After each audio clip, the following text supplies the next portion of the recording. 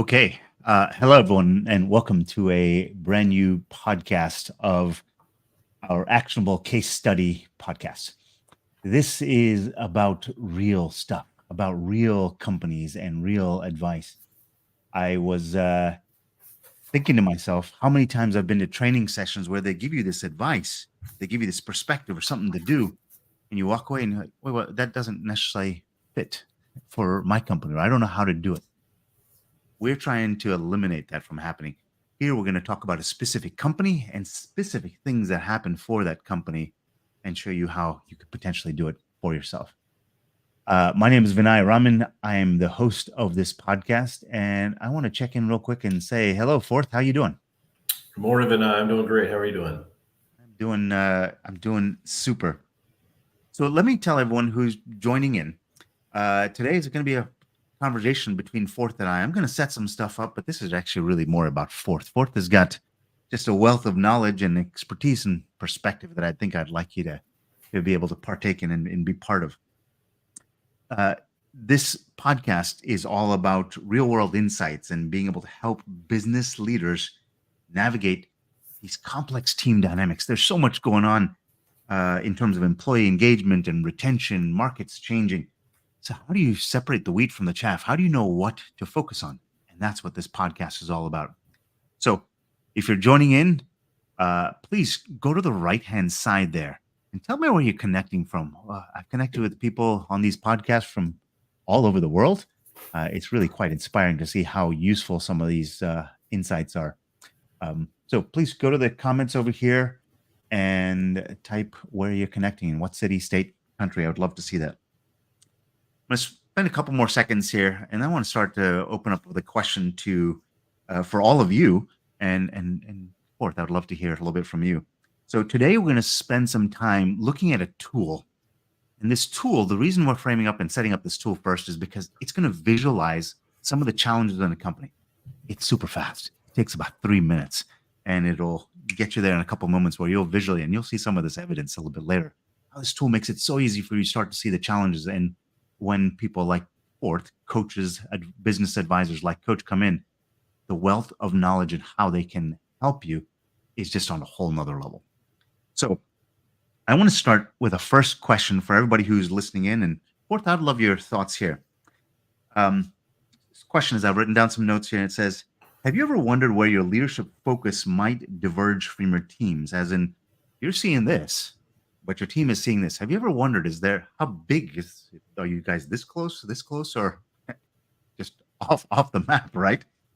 And have you ever wondered if these gaps could be I'll call it the silent brakes on your progress as a company?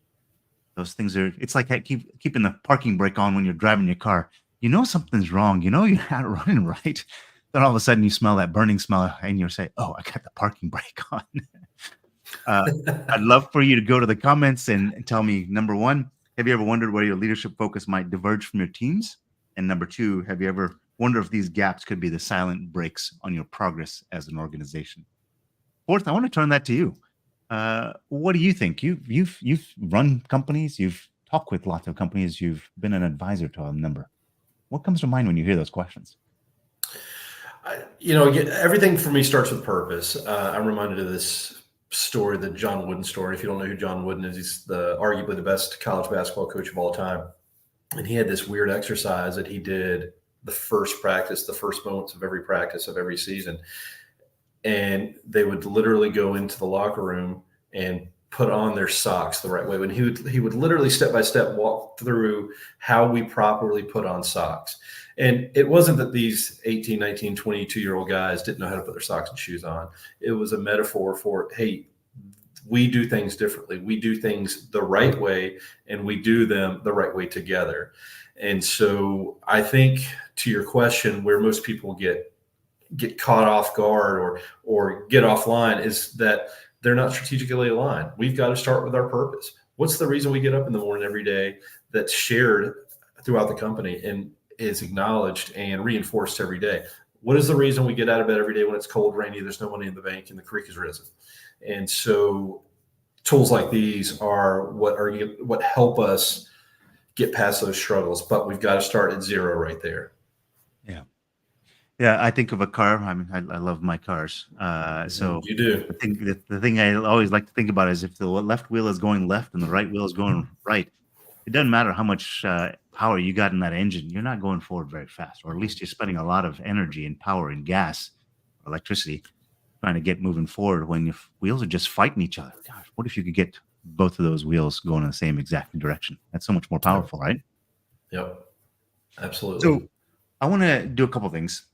I want to tell you a little bit about myself just so you understand a little about who I am. But then after that, I want to tell you a little bit about Forth and kind of why I wanted him on this session. So, my name is Vinay Raman. I am the CEO of Carmo. I've got 25 years in the business intelligence, artificial intelligence, and machine learning space. So, I bring deep expertise in these cutting edge kind of technologies today, right? And kind of infuse them with human centric growth in business. you know, uh, Throughout my career, I've founded a number of companies. I founded 3 companies by myself. I've had 2 meaningful exits, and it's all about sustaining growth, making sustainable practices, but it all centers around people. There, there's a joke I like to share that 20 years ago, when I used to talk about regression analysis and machine learning and artificial intelligence, everyone just used to roll their eyes and wonder who invited the propeller head to the meeting. It's funny. It's come some distance since then. Now everyone's got questions for me about artificial intelligence because it's something that everyone is talking about. And I think what's really funny about that joke, or kind of that transition that's happened in the world, is we've seen this fundamental shift in recognizing that the real power of technology is not just in the people itself, but how it amplifies human potential.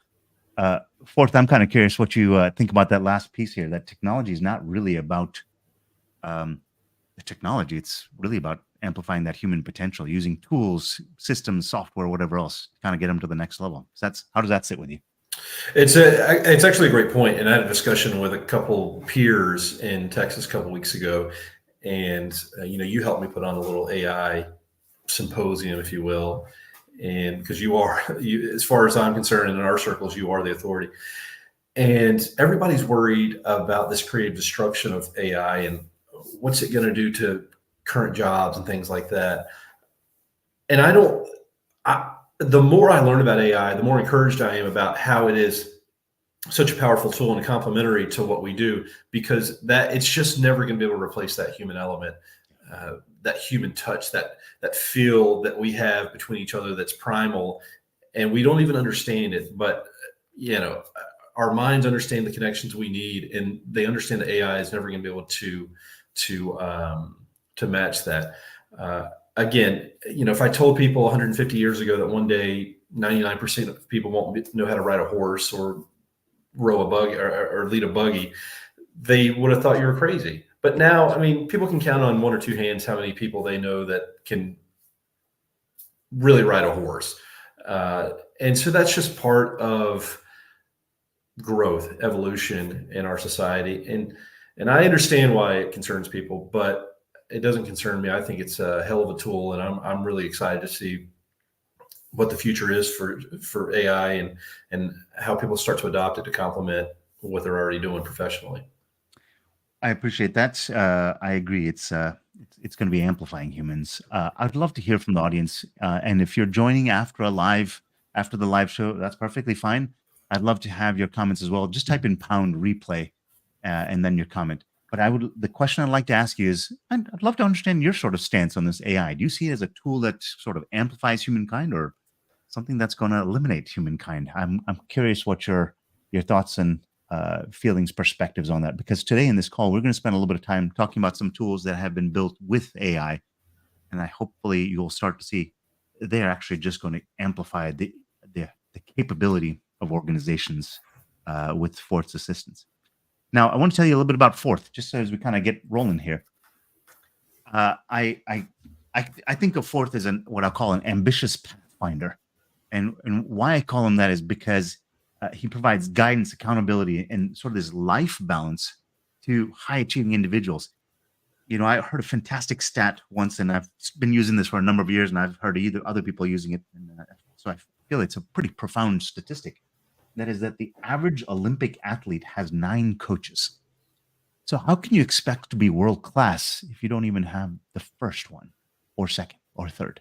And you only get better as you put more of those coaches, advisors, and guides in place. And that's where I find the value in what Forth does is as that ambitious pathfinder. He helps guide and open up those paths for you to kind of get to that next level. The ideal customer for Forth is ambitious professionals seeking to support achieving life balance. It, when I was in my 20s, I would work, and I remember there was a period of time in my 20s where I spent 5.5 months essentially sleeping at work because just working 24 hours a day. I can't pull those kind of hours anymore, and I have no interest in doing so, but I want to be more effective. And I believe that's what Forth helps you find is that balance between high performance at work, but also being able to achieve that life balance. I think there's three attributes that I've understood or known about Forth customers: that they're driven, goal-oriented folks. They're successful in their careers, are already on that path to success, and they're feeling slightly isolated and overwhelmed because, for another thing, that is being the leader of a company can sometimes be the loneliest job in the world. So there's this sense of overwhelm, there's a sense of isolation, and yet there's this ambition trying to push forward. Forth is a gateway into that next stage of development and unlock for you. Forth, how did I do that? Is that a reasonable characterization of how you think of yourself and what you do for people? Yeah, I think that's pretty good. You described me, and that's why I work with people like that. Is because I'm a father. I've got 3 kids. I'm a husband, and I catch myself sometimes at home. My mind's on work, or it's on my own ambitions and things like that. And I feel guilty about that. And I know mothers do this too. So I don't mean to isolate, but speaking for myself, that was something I struggled with, and I still do because I really like what I do. I'm passionate about what I do, and so I catch myself not being present sometimes at home.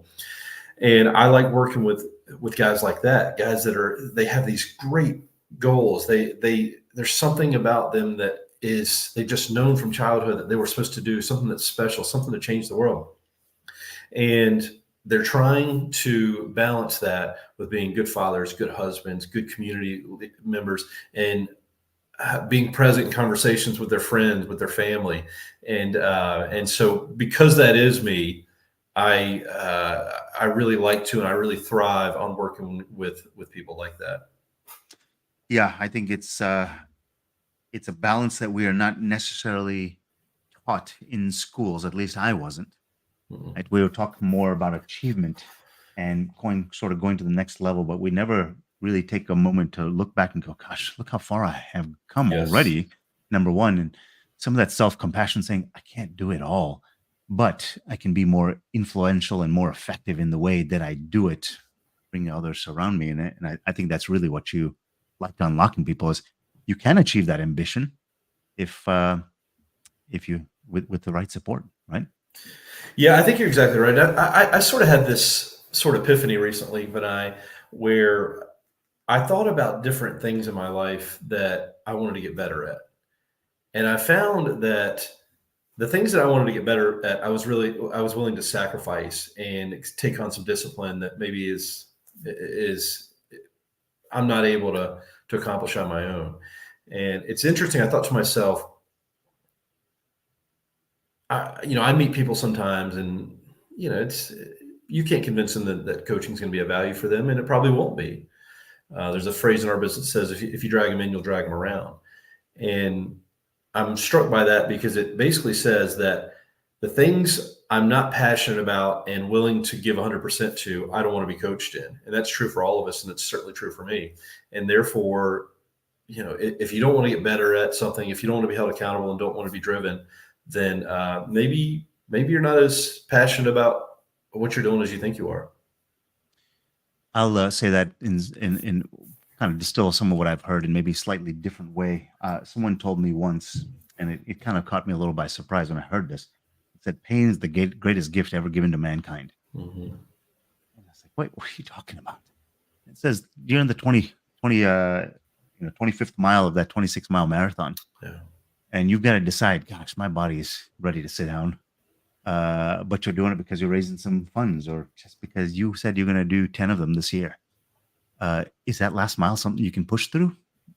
it's the chance where you get to see what that level of commitment that you have internally. Nobody else can tell you what to do. Yes. Nobody else can keep telling you to run, right? But if you have the coach, you have the support network around you, have that compassion for yourself, really, to get there, this idea of balancing this ambition and balancing this success, and actually, you can. I think the word you use is you can have. It can be an and, not an or, right? Yep. Yep. It's got to be an and. So I'd love to hear from people who've chimed in. Again, if you're watching this after the live event, please type in the comments pound replay and then your comment. I would love to have that. I'd love to hear your comments or what's your perspective on this idea of balancing ambition and business success.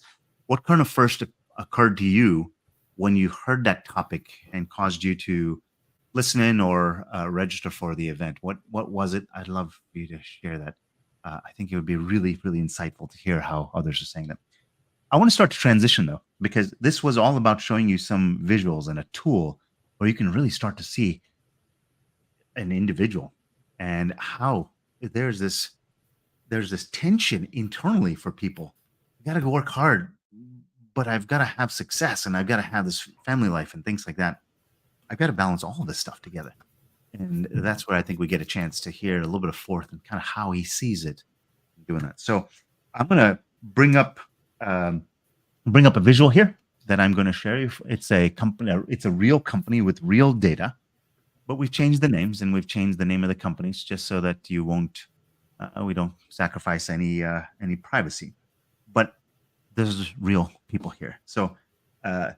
As I'm bringing that up, I'd love to hear from you why you joined this, what was interesting for you. Please go into the comments. I'd love to hear what that is so that we can start to tailor how we speak and what we diagnose here, or look at. And as Forth speaks, we'll talk to that and maybe answer some questions for you.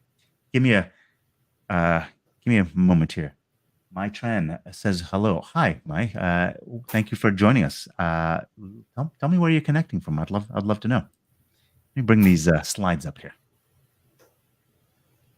Forth, if you can tell me as soon as you see this. I see it.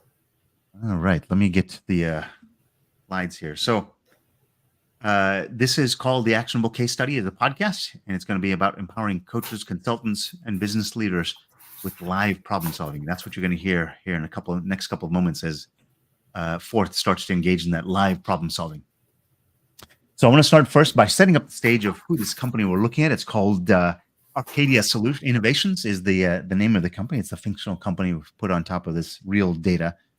It's been this report, this case study that you saw on that previous page. It's a 50-page report that gives Michael Anna here, the CEO, a snapshot into their company and where those alignments and misalignments are. And it also helps him, as well as others in the company, start to find out where that balance is between ambition and success. So here's where we go. Let's start first with a visualization that shows Michael Anna and how he answered this. This diagnostic takes about 3, maybe 5 minutes. It's really fast for every single one of your team members. This is how Michael answered. These are all the questions that we have.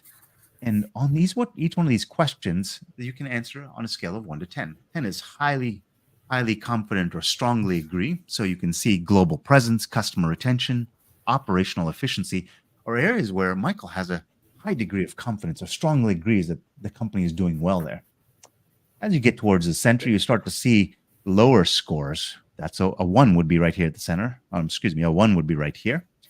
And you can see on revenue growth, Michael Anna says revenue growth is not very strong at all. Global presence, strong. Revenue growth, not very strong. Here's where I'd like you to lean in a little bit as the audience. And I want to kind of send this out to you, Forth, for your interpretation. But I want to give a moment here. When you see this visualization here and realize that Michael could answer 10 on all of these things, he could answer 1 on all of these things, what kind of story starts to appear for you? Because I think as you start to understand the story, as you see some more of these, you're going to start to see a deeper understanding. We call these empathy graphs. You'll start to understand Michael more deeply. Forth, you see this. You've seen these types of graphs before. What story shows up for you in terms of Michael and what's happening for him? Yeah, well, the greatest outlier is his perception of the global presence. It's a 9 out of 10. I'm curious to see, as we go throughout the call here today, if he's on an island or if that's shared throughout the company. I'm curious to understand, if Michael Anna were a client of mine or a prospect, I'd be curious to see, why do you think that? What evidence do we have to support that? The operational efficiency. It's interesting. You see a lot of times with CEOs is that they either think they've got great operational efficiency, and they do or don't, and sometimes they don't, and there can be a separation between perceived and reality in those situations sometimes, and then the customer retention. Hopefully, he's got a pretty good grasp on that. A lot of times, that's simple, analytical, statistical based, and so hopefully, he's got his finger on the pulse of that. The revenue growth, it seems to be a real problem for him. I'm curious to see if it's shared throughout the organization. Financial strength, as you'll see on the bottom right quadrant there. I'm sure those two are related, so it's probably something to support there. And then let's see, employee engagement. I'm a business coach. I'm a leadership team coach, so employee engagement is always going to be a sweet spot for me, and something that I always see as a real opportunity for improvement. And you see that's relatively low here, based on his judgment. Yeah, I love a lot of the points that you kind of brought out here, right? And I think something I'd like you to consider as you look at this is not about being right or wrong. This is kind of more directional, right? We're pointing north. I'm not telling you pointing at 3 degrees north. I'm saying north, right? Generally. This is the goal of this visual is you can very quickly start to understand, as Forth just kind of walked through here, you can start to see a little bit of sort of what's happening in Michael's head. This is not, again, about him being right or wrong. It's rather, this is what he perceives. Mm-hmm. I'd like to kind of go to someone else just so you can kind of start to see a little bit of a contrast, but hopefully you can see outside edge is strongly agree, high degree of confidence. Inside center is a low degree of confidence and strongly disagree that they're doing well as a company. All right. So what we've done now is Michael Anna, and in this case, Dylan, who was his chief technology officer, just one of the other senior leadership team. We've brought them into the mix as well. Dylan took 3 minutes to do this diagnostic, and I'll show you how to do that a little bit later on here on the slides, or I'll give you the link to that. Michael and Dylan both spent 3 minutes of their time to take this diagnostic, and these are the perceptions that show up. So I'd like to ask the audience here the first question for you. You see that Dylan, the CTO, is in red, and you see Michael that we just saw on the slide before, which is in blue. Question for you. Is there alignment between Michael and Dylan? And if not, what do you think is happening here? What kind of message or narrative starts to pop up in your head? Forth, how about you? Well, again, I'll go back to the employee engagement. There seems to be a disconnect there between what at least Dylan in the CTO position feels about that situation at the company versus what Michael believes. There's a lot of misalignment here. Quality control. Dylan's bullish on that. Agility, innovation. I think those two go well hand in hand. So great to see that. But other than global presence, you don't really see any areas where they are on the same page. And so, again, I'm curious to see why they agree on global presence. But I'm always going to go back to that employee engagement because I think that's sort of the soul of the company. And I want to know more about that, frankly. I'm going to stop sharing for a minute here just because I don't want you all staring at slides the whole time. Junaid says, Forth Heffner is a game changer. His real-world insights for business leaders truly hit home. The way he highlights the importance of sustainable growth and the mindset needed to balance big goals with practical action steps was so inspiring. Let me put that up on screen here. Thank you, Junaid. I appreciate you sharing that. I agree. This sustainable growth and mindset and the balance of those needed goals is really important. I appreciate you sharing that insight. Forth, you've got another fan. That makes two. Question I want to ask. So actually, I want to start with this statistic here, right? We saw, CEO over here, and we saw the CTO kind of point in a completely different direction. A statistic that I have here that I think is really, really telling, and I think you just visually saw that. So the study by McKinsey in 2023 showed that organizations with strong alignment are 70% more likely to execute their strategies effectively. Let me read that back to you. A study by McKinsey showed organizations with strong alignment are 70% more likely to execute their strategies effectively. What I saw between the CEO and CTO right there is not alignment. I think that affects the performance of that business. That is the silent brakes. That is the handbrake that's staying on while you're driving your car. Fourth, what are your? I'd love to hear from the audience if you all say the same thing, the same thought occurred to you. Please share in the comments. Fourth, what are you thinking? Yeah, this looks like a common case of the CEO sort of living on their own island. Very common because of the personality type, first of all. We have real blind spots sometimes, and this is indicating to me that these two aren't communicating. And even if they are, they're not communicating fully. It's not an environment where people feel like they can truly share their positions with the CEO. Contrary to the employee engagement score being really good by Dylan, or really ranked really highly by Dylan and not by Michael. So I'm seeing on its face possibly a disconnect between Michael and the rest of the organization, which is concerning. And I'd certainly want to know more about that. So I always want to bring it kind of back to I love what you're seeing here, and I want to kind of tie that back into the title of this episode, right? Balancing ambition and business success. How does seeing that help you balance ambition and that business success? What are your thoughts there? Well, probably to me, I bet the CEO feels like he's pushing a rope uphill. He feels like he's alone. He has, common thought for people in that senior leadership position of the CEO is that I wish I could get my people to think more like me. I wish I could get them to think more like an owner. And I certainly had that idea for a long time, and I understand it.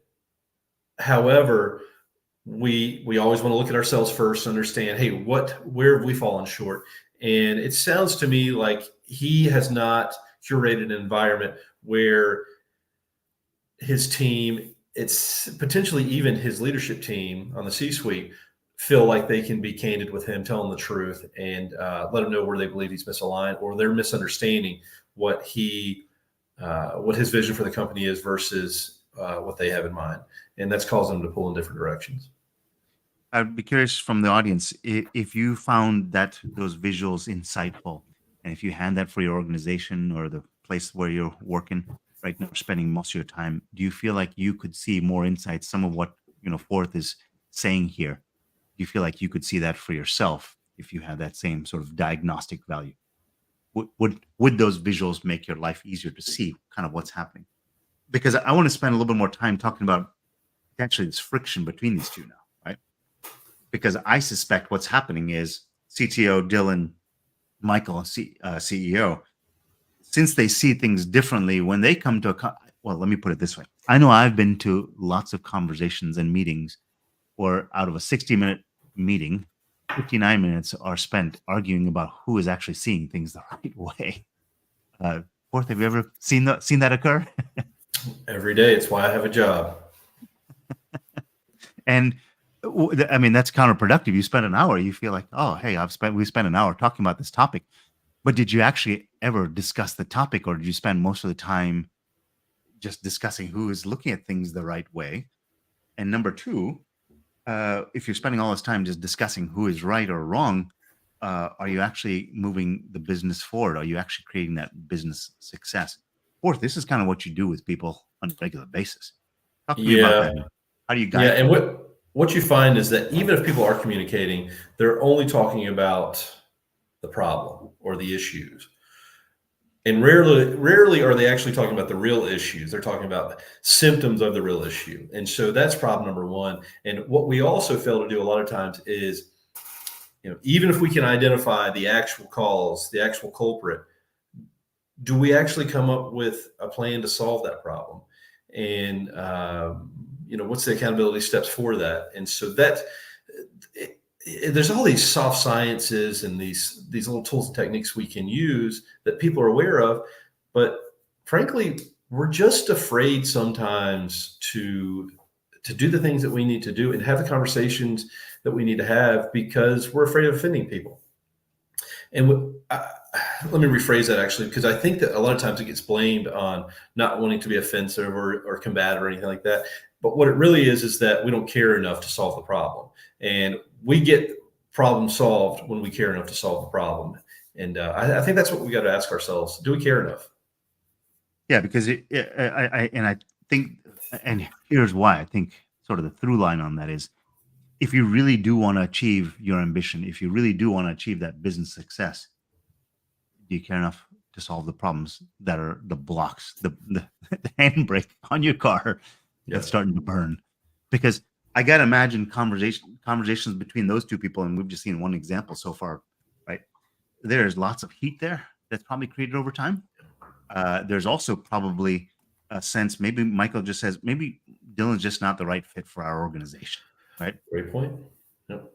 And now you're spending more of your time thinking, is this person the right fit, as opposed to letting Dylan do what Dylan does Yeah. and Michael do what Michael And if does. you'll let me Yeah. sort of pile onto that a little bit, Benai, I think your point may well be absolutely true. However, as leaders, we've got to look at ourselves first and evaluate, have I done everything I can to put them in the best position to succeed? And we've got to start there first. Yep. Yep. Yeah. And I think that's what I'm hoping people, as they're listening in here, can kind of see that with these visuals. Now it shifts the conversation and the questions that you ask, and in between Michael and Dylan in this case. So I'd like to load up another slide here, bringing up another slide on screen here, where we're going to actually talk about another member of that senior leadership team, just so you can kind of see somebody else. Give me a moment here. All right, so we've got another one here. In this one, we've got the CEO, which again is in blue. Outside is highly confident. Inside is low confidence. Michael Anna again says the CEO in blue. And we've got Victoria Schuyler, who is the chief marketing officer, sees things differently. And what I'd like to kind of highlight a little bit here is we're talking about different roles. Look, the way a CEO is supposed to act, the way the CTO, CMO, COO, CHRO, CFO, at any stage of the organization, right? Any part of the hierarchy, they've got to act a certain way that includes not only their personality, but how they're supposed to act in the role, right? And how a CMO is going to work is and sees the company and how they're going to operate in their role is going to be different than a CFO. You expect that. But this is not about personality here. This is about their being strategically aligned with the company. I'd love to hear in the comments, what narrative are you seeing here? You've seen Dylan potentially now. You're now seeing Victoria and Michael. What narrative are you seeing? Forth, how do you coach through something like this? Well, I mean, how do you have a conversation with an organization that's got this level of misalignment? Well, that's a great question. It looks like this is sort of reinforcing my concern after seeing Dylan's profile, because Victoria seems to be a little bit more aligned with Dylan than she is with Michael again. And so this seems like there are some concerns between the CEO, the rest of the C-suite, and I fear the rest of the organization. However, what's interesting to me, I'll always go back to employee engagement. As I said, Victoria and Michael seem to be aligned there, which is interesting because she has employee engagement scored really poorly, yet she has communication scored very strong, which seems like they wouldn't be in alignment. And operational efficiency, those seem like those wouldn't be countering each other there. But that, again, that's interesting. It's a couple other really valuable data points here. Yeah, I was thinking about that communication versus employee engagement. Lots of people talk about communication all the time in organizations, and I ask them, are you efficiently communicating or effectively communicating? Efficiently is, hey, there's a process I'm supposed to follow, and I follow the process, so I'm doing what I'm told right. There's effective is, I'm saying the right thing. And I wonder if there's sort of a nuance here where we're seeing she sees that employee engagement is really low, as in people just kind of don't care, right? Yeah. They're not opted in, but they keep telling them, they keep telling them the same thing. It's not going anywhere. Uh, Thoughts on that, Forth? Do you think that could be a potential? Yeah, and as I look at this a little bit further, something else jumps out to me about Victoria. She's the CMO, Chief Marketing Officer, and she's got brand reputation at 9.5. Based on all the other deficiencies in the graph here, that seems almost like a defensive vote for her own department. Uh, that would be really interesting because we've got, in her opinion, we've got great operational efficiency, great financial strength, even though revenue growth, she agrees with Michael, is poor. Great customer satisfaction, great communication, great quality control. Yet revenue great growth, she's got it what, a one? So something doesn't line up there, and I'm dying to get to the bottom of that personally. Yeah, so and this is something I'd like to articulate to everyone who's kind of listening in here. I mean, this is again, this all comes from a 3-minute diagnostic, right? Forth is just highlighted. This doesn't make sense, right? This brand reputation so high, it's defensive. I love that insight there because it shifts the conversation that you can have. Because here might be the deeper story, right? You've seen Michael is not aligned with the CTO. Michael's not aligned with the CMO, right? Perhaps Michael's putting a lot of pressure on people to kind of start to conform, and people are a little Mhm. worried at this chief marketing officer level. They're a little worried about losing their role, losing their job, and they keep trying to articulate, "Hey, things are going well," but Michael may or may not be listening. Maybe a Michael issue, maybe a Victoria issue. I don't know the answer to that yet, but I mean, this is exactly the kind of stuff that you do Forth, right? But Yep. it might be defensive. Now we get to ask the question, why did you rate that so high when Mhm. employee engagement is terrible, revenue growth is terrible, and your market position scores, innovation scores, strategic alignment scores? What's happening here? I mean, this gets us to vulnerable in moments, right? Yes. Yeah. It gets to the heart of things. Instead of, we can BS around topics all day in a meeting or throughout the day, but this is where the rubber meets the road, Vinay. This is there's no uh, avoiding this conversation. Yeah. I'd love to hear This in is the the good comments. stuff. Yeah, thank you. I think this is a really powerful tool, and I'm going to show you how to get this tool for yourself at the end. I want to show you one more example here. I think this is the one. Yeah, Yeah, I this think is this one I is the was looking slide forward that to. you like, Forth. Yeah. Let me introduce you to everyone. And Forth, I would love to hear your thoughts because you expressed some strong opinions about this slide here, right? Yeah. Some strong feelings about this slide.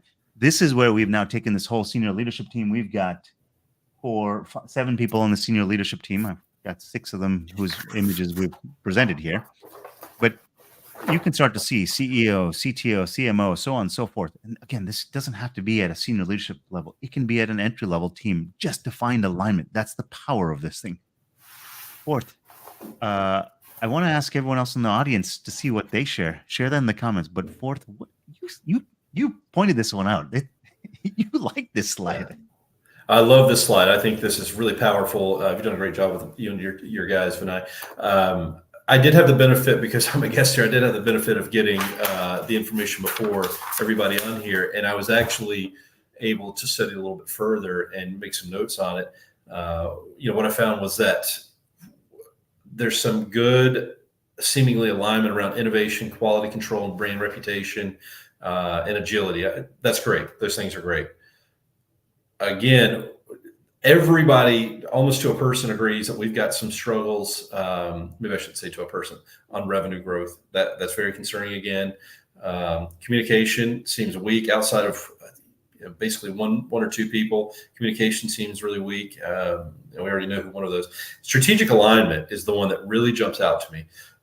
We've got one person above three, a 3 out of 10. One person. Strategic alignment might solve the problem for all of these other issues. Or if we could get everybody on the same page, rowing in the same direction, it might solve all of these other issues. Yet it's one of the weakest elements of this entire graph, and evidently of this entire company.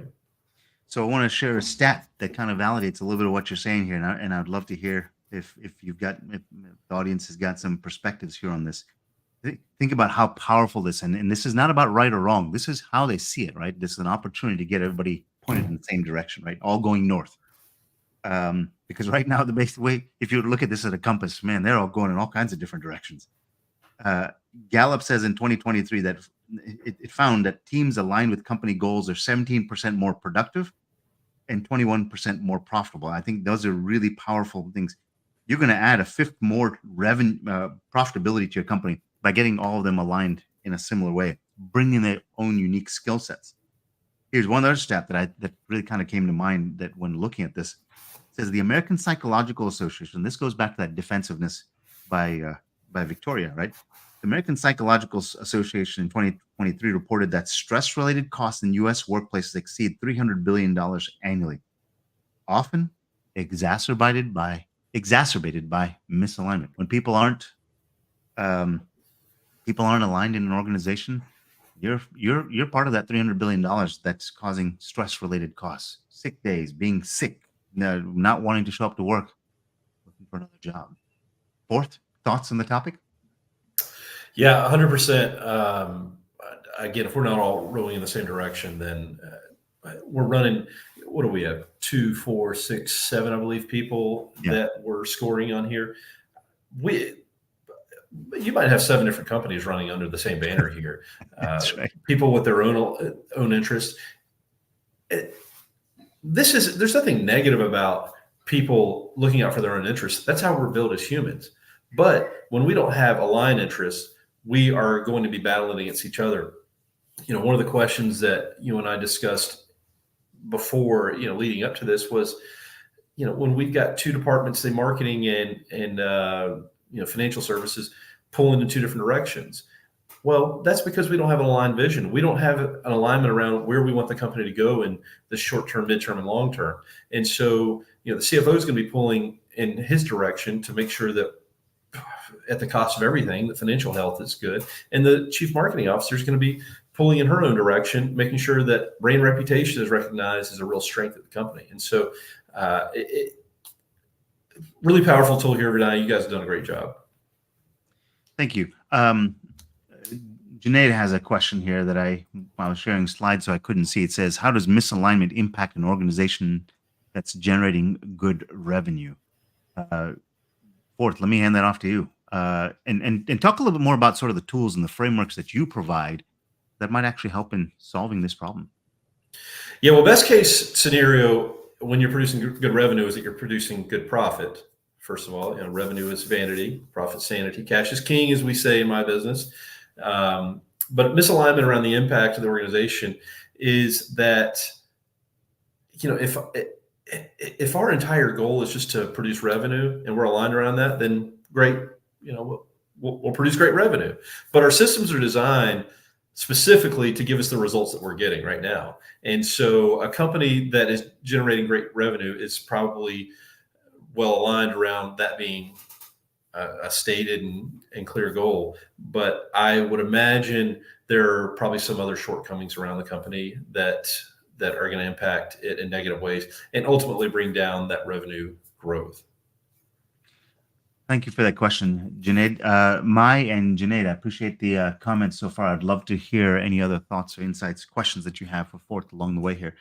So, Forth, we've seen a couple of different examples of what that misalignment can look like. Let me bring this back to this title again, right? Balancing ambition and business success. Seeing this misalignment, you're seeing some of the dynamics, maybe some of the stress, fear for their jobs in this role. I suspect Michael's feeling that just as much as his team and team members are seeing that. Ambition and business success. How does this kind of tie back to that? What kind of goes through your mind as you think about that? Yeah, I guarantee you when Michael goes home at night, lays his head on his pillow, and he and his spouse or whomever are having a conversation about their day, I guarantee you the topic comes up regularly. He says, I just can't get people to see it the way that I see it. I can't get them to think like I am. I can't get them to see where I want the company to go. And the problem in that situation there is not that he's wrong. He's absolutely right. But his approach is wrong because it's I instead of we. It's his company. And ultimately he has the right to lead that company where he wants it to go, assuming it's not board driven or something like that. And so that's his right. But he's got to lay out a clear vision for the company. what is the thing that we're trying to do ultimately? What's our purpose? Why do we get up in the morning? What are our values? Where are we going in the short term, the long term, the midterm? And who are the right people, the right fit, and the right talents to go along with us? And how am I going to communicate this to them so clearly that they decide on their first day that this is the exact right place for me, I'll never go anywhere else, or hey, I don't think this is the right place for me, I'm going to go seek excellence elsewhere. Yeah. Getting people to a point where they can't, and I believe this is possible on a major scale. I'm not saying 100%, but 70, 80% at least, I think is doable. Getting those people to get up every day and say, they don't have to be doing backflips because they're going to work, but they're excited because it's fulfilling work and they do it because, look, they have their own purpose. I mean, I've got 3 children. I will tell you, they are a major driver of a lot of, and last night I was back to back different meetings, different locations. But that's what drives me to get up every single day and do my work every day. I gotta imagine there's a lot of that for others too. And if you can help people like Michael see that and how they can create that environment for their people, you don't have to push them to come along. They'll come Yeah. along because it supports their lifestyle. Is that kind of what you're saying as well? Yeah, that's exactly it. I want if you're a business leader, I want your vision, I want your purpose to be so radically stated and radically different from everybody else that 99.9% of people in this world would hear that and say, ooh, that gives me the heebie jeebies. That's not for me. But that perfect 0.1% of people in the world think, oh my gosh, that's my destiny. That's what I've been looking for my whole life. I am going to camp outside that building and wait at that CEO's door night and day until he hires me because I've got to work at that place. That is the perfect fit for me. And when we find that perfect alignment, we have those right people in our company all going in the same direction, the direction that we've laid out and have prioritized, then that's just gas and fire, man. So I'm going to kind of step back and summarize a little bit of what I've had and kind of tie some of these things together, right? Balancing this ambition and business success. I mean, if you're not making this connection, I want to be very clear in doing that. We're not talking about balancing ambition and success for just the leader, CEO, Michael Anna in this company, right? We're talking about Victoria. We're talking about Dylan. We're talking about how all the other people in that leadership team are all finding that ambition and balancing it with that business success because they're all showing up every day, getting their cup filled up with the good stuff. And they get to do it every day and they get to be paid to do it, right? What a Mhm. fantastic scenario to be in, Yeah. right? That's what you're saying, right? Forth? Yeah, yeah. All of those vanity items, the revenue, the profits, and all those things. When I was getting out of college, I wanted to work in a big tower in a big city and have business cards, and I got all that, and I was miserable. But all those vain ambitions, they'll take care of themselves when we are doing things that are important to us and that are world changing in our minds. I'd love to hear Junaid, anybody else who's been listening in. Do you see that there's a possibility now by being able to see these visualizations, how aligned, misaligned people are, and a lot of what Forth has been sharing? It is possible to balance that ambition and business success together. 100%. Can you all see that? Um, if you can, I'd love to hear it in comments. Please go to the comments and type that. I think that's should be on the right hand side of your screen. If not, I want to share some more slides because I want you to be able to do this for yourself. It's free, it's fast, takes about 3 minutes, and the report will come directly to you. And if you'd like to work with Forth, here's what I'd like you to do. I'd like you to type in Forth, Forth, into the comments, and I will connect you with Forth, or I'll make sure that Forth knows who you are so you can work directly with Forth and start to partake of his wisdom, perspective, and experience. But if you'd like to see what your graph is, with your own visualization, we call it the empathy graph. You can get that for yourself. Let me show you what that looks like. If you want that full case study, it's a 50-page case study for Arcadia. You can see all the diagrams, the visuals, the explanations, the statistics, all of that shows you each one of these people in the company, how the team members get along, who is kind of sitting out on an island by themselves and why. That's what this culture and role alignment index case study is. So if you type in case study, I will send that PDF over to you. More than welcome to take a look at it and see how it could work and what kind of insights. If you want to get your own culture and alignment, culture and role alignment index, scan that QR code or go to carmo.net/SSP. I don't think it's case sensitive, and you will get that. I'll put that into the comments. And you'll start to experience some of the results that Michelle Lee said. Vinay, this assessment is amazing. It's so quick, and the information you get is from it's priceless. She went on to say it's fast, it's accurate. Give it a try. Luis said that the culture and role alignment index could help the company make significant improvements and potentially generate additional revenue. If you want to unlock those things for yourself, it's a free report. Just go to that URL or scan that QR code, and you can get it for yourself. All right, I'm gonna stop sharing again. I don't like staring at slides any more than I have to. We've got another comment here. Nicole has got a comment here. Nicole, thank you for chiming in. I would love to hear Forth your response to this. Nicole says, sometimes it seems like parts of leadership are a bit out of touch with day-to-day operations. Amen to that. Strategic goals are important. However, leaders need to understand what is happening with employees' daily lives. Your engagement conversation hits perfectly at every organization. Balancing ambitions is important, but working with others to build the goals moving forward is necessary. Nicole, thank you for that share. Fabulous insight. Forth, what goes through your mind as you hear that? And I would encourage others to share their thoughts just like Nicole did. Yeah, that's a great point. Nicole's super sharp. She's a friend. So thanks for your comment there, Nicole. But she's exactly right. And there's tons of organizations out there that have great leadership teams that are trying hard, trying to do things, but are sort of dragging their teams along because they've expressed what the vision is and laid it out somewhat clearly, but they've not helped their teams understand, hey, why is this important? Why are we doing this? Why are we trying to change the world this way? And why is it important for you to be a part of this? Why do we want you a part of this? And how will you benefit ultimately? And that last part, the odd part of it is that a lot of us would not care about really what's in it for us if we understood how important it is, what we're doing and how we're going to change the world, or at least our little community. Nicole's super wonderful share there. I'll tell you a quick story of ice cream. With my kids, trying to get them to clean up the room. I told them to clean up the room. I said I'll be back in 15 minutes.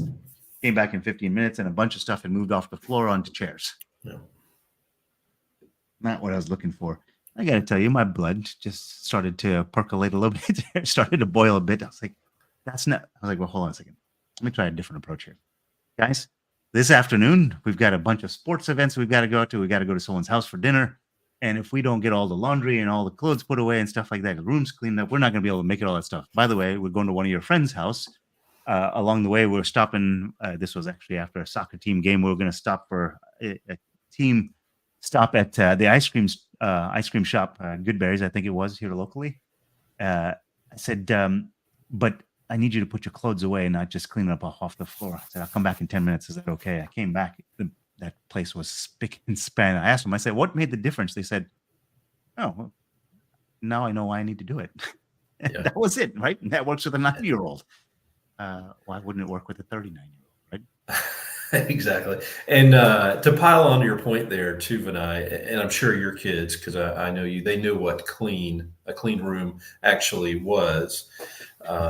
But, in a lot of cases, we ask people to clean the room and they put everything under the bed or stuff it in the closet or on furniture, and they get everything off the floor. And hey, in their world, that's what clean means. But, as leaders, we haven't detailed what our version or our organization's version of acceptable cleanliness is. Well, thank you, Nicole, Junaid, Mai, for joining the conversation. Hopefully you got some real value to this. I would ask one more thing, maybe for my benefit as much as Forth's.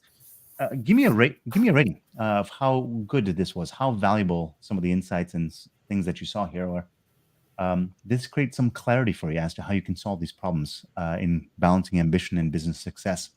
10 is this thing was fantastic. Knock it out of the park. Step over cheesecake. There's this podcast. or is it a 1?